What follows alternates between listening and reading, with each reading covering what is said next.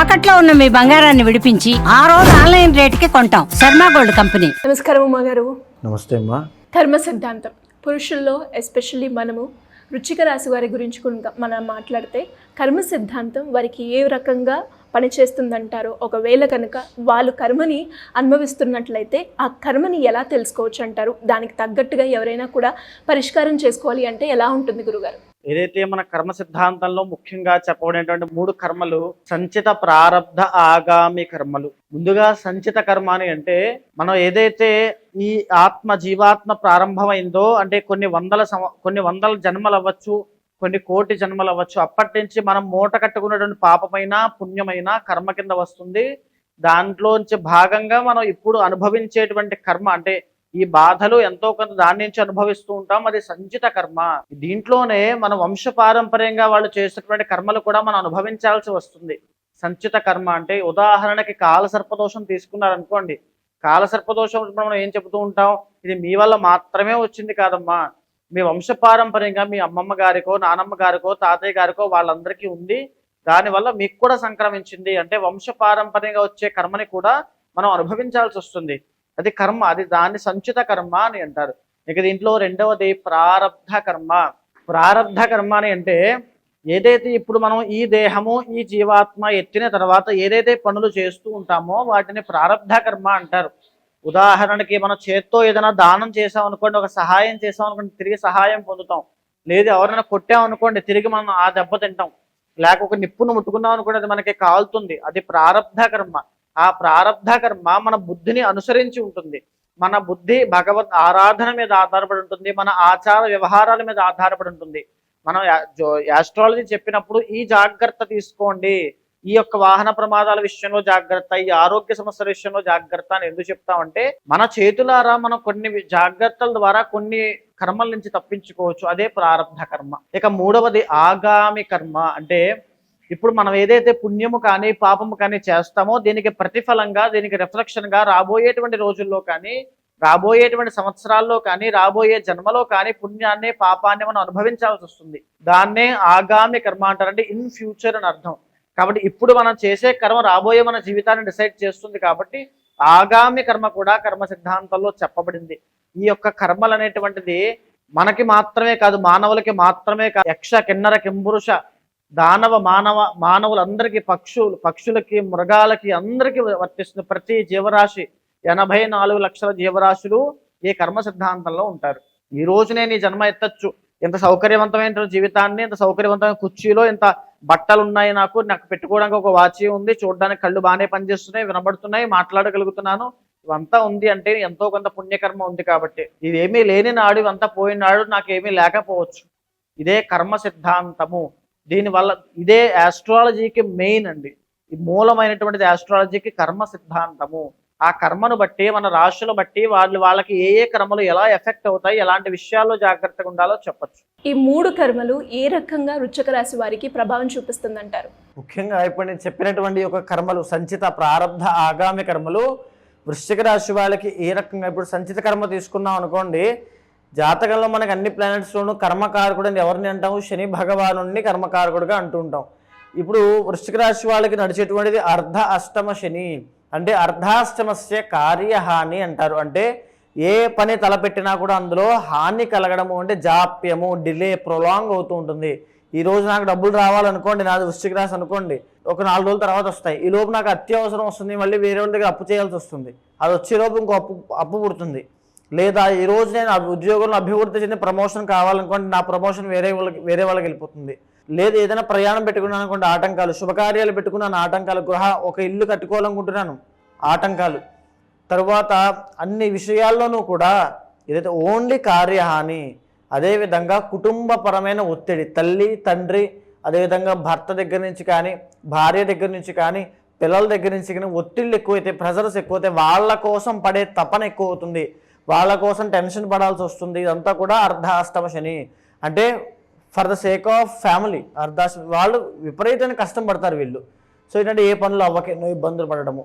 ఇదే విధంగా ఇక వృశ్చిక రాశి వాళ్ళకి లగ్న 6th లార్డ్ అయినటువంటి కుజుడు కాబట్టి బ్లడ్ రిలేటెడ్ ఇష్యూస్ వల్ల చాలా జాగ్రత్తగా ఉండాలి. రక్త దోషము అంటాము, అంటే బ్లడ్ ప్లేట్లెట్స్ పడిపోవడం అవ్వచ్చు, లేకపోతే స్కిన్ ఇన్ఫెక్షన్స్ అవ్వచ్చు, లేకపోతే ఇంకా వైట్ బ్లడ్ సెల్స్ విషయంలో ప్రాబ్లమ్స్ అవ్వచ్చు. ఇవన్నీ విషయాల్లోనూ కూడా చాలా జాగ్రత్తగా ఉండాలి. ఇంకా 6th లార్డ్ కుజుడు కాబట్టి ఇచ్చేటువంటి భూ వివాదాలు, మేజర్గా వృశ్చిక రాశి వాళ్ళు రియల్ ఎస్టేట్ రంగంలో అద్భుతంగా రాణిస్తారు. కానీ రియల్ ఎస్టేట్ రంగంలో ఎన్నో భూ వివాదాల్లో కానీ రియల్ ఎస్టేట్ రంగంలో వాళ్ళకి అభివృద్ధి కానీ రావట్లేదంటే కారణము సంచిత కర్మ. వాళ్ళ జాతకంలో కుజుడు బాగాలేదు అండ్ అదేవిధంగా జాతకంలో కొన్ని ప్లాంట్స్ వీక్గా ఉండి ఉంటాయి.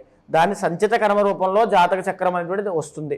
ఇక రెండవది, ఈ యొక్క వృశ్చిక రాశి వాళ్ళకి అష్టమాధిపతి బుధుడు అవుతాడు కాబట్టి వీళ్ళ కుటుంబ సభ్యులే వీళ్ళకి శత్రువుల కింద ఉంటారు. వీళ్ళ కుటుంబ సభ్యులే వీళ్ళకి శత్రువులు. పెద్దగా బయట వాళ్ళు ఎవరు ఉండరండి. వీళ్ళ చుట్టూ ఉండేటువంటి వాళ్ళు మావయ్య అనుకునే వాళ్ళు, అత్తయ్య అనుకునే వాళ్ళు, అత్తగారు అనుకునే వాళ్ళు, లేకపోతే ఏ మేనత్త మేనమామ, వీళ్ళే ఉంటారు వీళ్ళకి శత్రువులు. బంధువులు చుట్టాలు వీళ్ళే వీళ్ళకి వెన్నుపోటు పడిచే వాళ్ళు ఉంటారు. సంచిత కర్మ వల్లే జరుగుతుంది. ఇంకా అన్నిటికంటే అతి ముఖ్యమైనటువంటిది 7th అండ్ 12th లార్డ్ శుక్రుడు అవుతాడు కాబట్టి మ్యారీడ్ లైఫ్లో ఇబ్బందులు, మ్యారేజ్ అయిన తర్వాత భర్త ఒక చోట భార్య ఒక చోట పనిచేసేటువంటి దోషము ఈ వృశ్చిక రాశి వాళ్ళకి సంచిత కర్మ వల్ల పడుతుంది. అదేవిధంగా ప్రారబ్ధ కర్మ అనేటువంటి దాన్ని తీసుకున్నాం అనుకోండి. ప్రారబ్ధ కర్మ వల్ల ఏ పనిలో అయినా సరే కాన్సన్ట్రేషన్ చేసేటువంటి వీళ్ళు ఆ కాన్సన్ట్రేషన్ లెవెల్స్ని కోల్పోతారు. పనుల్లో ఆటంకం కలిగించే విధంగా, అంటే వీళ్ళు ఖచ్చితంగా ఫోకస్ చేస్తే ఏ పనైనా అయిపోతుంది శ్రీ గారు, కానీ వీళ్ళు చేయలేరు బికాజ్ ఆఫ్ ప్రారబ్ధ కర్మ. శని వల్ల వచ్చిన ప్రారబ్ధ కర్మ వల్ల వీళ్ళకి ఆ ఇంట్రెస్ట్ రాదు. భగవంతుడి దగ్గర కూర్చుని శ్రద్ధగా వీళ్ళు పూజ చేస్తే వీళ్ళకి ఏదైనా కలుగుతాయి. ఏ సెల్ఫ్ కాన్ఫిడెన్స్ అయినా వీళ్ళకి వస్తుంది, ఆత్మస్థైర్యం పెరిగిపోతుంది. కానీ వీళ్ళు చేయరు. అదే కర్మ ఏదైతే చేస్తే ప్రాబ్లమ్ సాల్వ్ అవుతుందో అది తప్ప అన్నీ చేపిస్తుంది. దట్ ఈస్ కర్మ. అది ఇప్పుడు వృశ్చిక రాశి వాళ్ళు పడుతున్నారు. అదేవిధంగా లవ్ ప్రాబ్లం విషయంలో అవ్వచ్చు, ఈ యొక్క రియల్ ఎస్టేట్ రంగం చెప్పాను, వైవాహిక జీవితంలో అవ్వచ్చు, ఇవన్నీ కూడా ఎందుకు చేత అంటే సంచిత ప్రారబ్ధ కర్మల వల్ల. అయితే ఇప్పుడు మార్చి 30వ తారీఖు తర్వాత వీళ్ళకి అర్ధ అస్తమ శని అనేటువంటిది వెళ్ళిపోబోతోంది, కంప్లీట్గా అయిపోతుంది. ఇంకా అయిపోయింది. పోనీ బాగుంటుందా అని అంటే మార్చి 30 దగ్గర నుంచి మే 15 దాకా యావరేజ్గా ఉంటుంది, పర్వాలా. మే 15వ తారీఖు దగ్గర నుంచి గురుడు 8th హౌస్లోకి రాబోతున్నాడు, 8వ స్థానం. అష్టమంలో గురుడు వచ్చిన తర్వాత గురుడికి బలం లేనప్పుడు విపరీతమైన ఆర్థిక ఇబ్బందులు, డీపాపులర్ అవ్వడము, ఫేమ్ పోవడము, లేకపోతే అవమానాలు అనుభవించడము, లేకపోతే వృత్తి వ్యాపారాల్లో భయంకరమైన నష్టాలు, డబ్బులు నిలబడకపోవడం, అప్పుల పాలవ్వడం, లోన్స్ ఏదైనా వీళ్ళు తీసుకోవడం, దానికి కట్టలేక ఎంతో ఒత్తిడిగా ఎంతో ప్రెషర్ ఫీల్ అవ్వడం లాంటివి ఎన్నో జరగబోతున్నాయి బికాజ్ ఆఫ్ సంచిత అండ్ ప్రారబ్ధ కర్మ.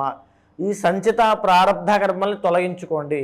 అంటే మనం ఎలా తొలగించుకోవాలి, ఏదైనా మనకి కనబడుతుందా, తొలగిందా లేదని ఎలా తెలుస్తుంది అని చాలామంది అనుకుంటూ ఉంటారు. మనం ఏదైతే భగవంతుడికి నిత్యము ఆరాధన చేస్తూ ఉంటామో ఆయన అనుగ్రహం కలుగుతుందో కర్మ అనేటువంటిది నాశనం అవుతుంది, మన కష్టాలని తొలగుతాయి. ఖచ్చితంగా అది జరుగుతుంది. భక్తి వల్ల మాత్రమే అది సాధ్యం అవుతుంది, లేదా అనుభవించడం వల్ల సాధ్యం అవుతుంది. అనుభవించాలి అనుకుంటే ఇంకా అనుభవించాలి, లేదు తప్పించుకోవాలి, ఎలాగోలా శుభశమనం కావాలి అనుకున్నప్పుడు భగవద్ ఆరాధన మాత్రమే ముఖ్యమైనది. వీళ్ళ యొక్క ఇంటర్నల్ జాతకం చూసుకున్న తర్వాత వాళ్ళ యొక్క దశ అంతర్దశలు గమనించి వాళ్ళ దశ అంతర్దశలో ఏవైతే నడుస్తున్నాయో గ్రహాలు, వాళ్ళ షడ్బలాలు ఎలా ఉన్నాయి, లేకపోతే వాళ్ళ యొక్క అష్టక వర్గం ఎలా ఉంది, D1 D9 D10 చార్ట్స్ ఎలా ఉన్నాయి, ప్రతిదీ గమనించిన తర్వాత వాళ్ళకు ఒక నిర్దిష్టమైన పరిహారము, యాగము, యజ్ఞము లాంటివి చేయడం వల్ల కర్మ అనేటువంటిది పోతుంది. ఉదాహరణకి అపమృత్యు గండం ఉంది అంటే వీళ్ళ ఆయుష్ ఉన్నప్పటికీ కూడా ఇక్కడ ప్రాణం పోయేటువంటి స్థాయిలో, క్రిటికల్ స్థాయిలో యాక్సిడెంట్ కానీ ఏదైనా ఒక డిసీజ్ కానీ వచ్చి విపరీతంగా డబ్బులని నష్టపోయేలా చేసి ఎమర్జెన్సీ వార్డులో పెట్టేదాకా వెళ్ళి మళ్ళీ వెనక్కి తీసుకొచ్చేటువంటి యోగం ఉందనుకోండి. మనం చేసేటువంటి శ్రీరుద్ర యాగం కానీ లేకపోతే అమ్మవారికి సంబంధించిన యాగం, తంత్రభైరవి యాగం కానీ, హోమం కానీ ఇలాంటివి చేయడం వల్ల చిన్న దెబ్బతోనో చిన్న గాయంతోనో ఆ గండాన్ని నుంచి తప్పించుకుంటారు. ఆ కర్మానుభవం తగ్గుతుంది, మన ఉపశమనం శాతం పెరుగుతుంది. అది పూజల వల్లే సాధ్యం అవుతుంది. అయితే ఎలా ఏ స్థాయిలో వీళ్ళకి వృశ్చిక రాశి వాళ్ళకి ఉంటాయనేటువంటిది ఒక బ్లూ ప్రింట్ మాత్రమే అండి. దీనికన్నా వాళ్ళ ఇంటర్నల్ జాతకంలో ఉండే బలం బట్టి ఇంకా ఎక్కువ ఉండొచ్చు లేదా ఇంకా తక్కువ ఉండొచ్చు. సో ఇంటర్నల్ జాతకం అనేది చాలా ఇంపార్టెంట్ థింగ్. అది ఖచ్చితంగా చూసిన తర్వాత అన్ని కూలంకషంగా చర్చించిన తర్వాత మాత్రమే నిర్ణయం తీసుకోవాలి. ఎవరికైనా కూడా జాతకరీత్యా సమస్యలు ఉన్నా మీరు చెప్పిన ఏవైతే సమస్యలు వాళ్ళు ఎదుర్కొంటున్నారో దానికి సంబంధించిన పరిహారం చేసుకోవాలి అన్నా, లేదంటే శని దోషాలకి పూజలు చేసుకోవాలి అనుకునే వాళ్ళు మిమ్మల్ని ఏ రకంగా సంప్రదించాల్సిన అవసరం ఉందంటారు గురుగారు? కింద కనిపించినటువంటి కాంటాక్ట్ నెంబర్కి కాంటాక్ట్ అవ్వండి. ఖచ్చితంగా ఇంటర్నల్ జాతకం చూస్తాను. మీ యొక్క డేట్ ఆఫ్ బర్త్ కానీ, టైమ్ ఆఫ్ బర్త్ కానీ, ప్లేస్ ఆఫ్ బర్త్ కానీ 3 కావాలి.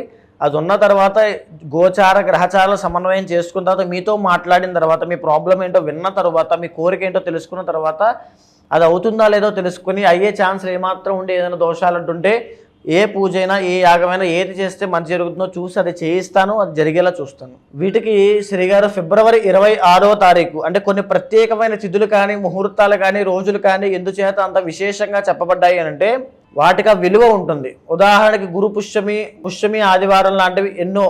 అలాంటి ఒక అద్భుతమైనటువంటి రోజు ఈ యొక్క మాఘ బహుళ చతుర్దశి మహాశివరాత్రి మాఘమాసానికి ఉన్నటువంటి ప్రత్యేకత నేను ఆల్రెడీ చెప్పాను, మళ్ళీ అందరికీ చెప్పాల్సిన ఇది లేదు, అందరికీ తెలుసు. కాబట్టి ఈ ఫిబ్రవరి 26వ తారీఖున ఒక గొప్ప కార్యక్రమం చేయబోతున్నామండి. కర్మ ప్రాయశ్చిత్త రుద్రతంత్రము దాని పేరు. అంటే ఎవరైనా ఏ కర్మల వల్ల ఇబ్బంది పడుతున్నప్పటికీ కూడా వాటిని ప్రాయశ్చిత్తం చేసుకోవడం కోసం భక్తిపూర్వకంగా స్వామిని అర్చించి సేవించి తరించడమే కర్మ ప్రాయశ్చిత్త రుద్రతంత్రానికి ఒక ముఖ్య ఉద్దేశ్యము. ఎవరైతే ఈ కార్యక్రమంలో పాల్గొంటారో 26వ తారీఖు సాయంత్రము అంటే ఆ సంధ్యావేళ మొదలవుతుంది. రాత్రంతా జాగారం ఉంటూ స్వామి యొక్క కైంకర్యంలో, స్వామి యొక్క సేవలో చేస్తూ మీకు ఎలా అయితే నవవిధ భక్తి ఉంటాయో వాటి ద్వారా స్వామిని సేవించి జరిగేటువంటి కార్యక్రమ వివరణ అంతా కూడా మీకు మా వాళ్ళు చెప్తారు. అంతా కూడా దాంట్లో పాల్గొన్న వాళ్ళకి ఎలాంటి సమస్యలు ఉన్నా శ్రీగారు, జాతక దోషాలు, వార ఫలితాలు, మాస ఫలితాలు, ఇంటర్నల్ జాతక దోషాలు ప్రతిదీ కూడా ఏకకాలంలో తొలగిపోతాయి. కర్మ అనేటువంటిది ప్రాయశ్చిత్తం అవ్వబడుతుంది కాబట్టి అద్భుతమైన లాభాలు, సుఖ సౌఖ్యాలు, ఆనందము, కుటుంబ జీవనము అంతా కూడా సవ్యంగా జరిగి అద్భుతంగా ఉంటారు. ధన్యవాదాలు గురుగారు. నమస్తే. సుమన్ టీవీలో మీ పర్సనల్ అండ్ బిజినెస్ ప్రమోషన్స్ కోసం కింది నెంబర్కి కాంటాక్ట్ చేయండి.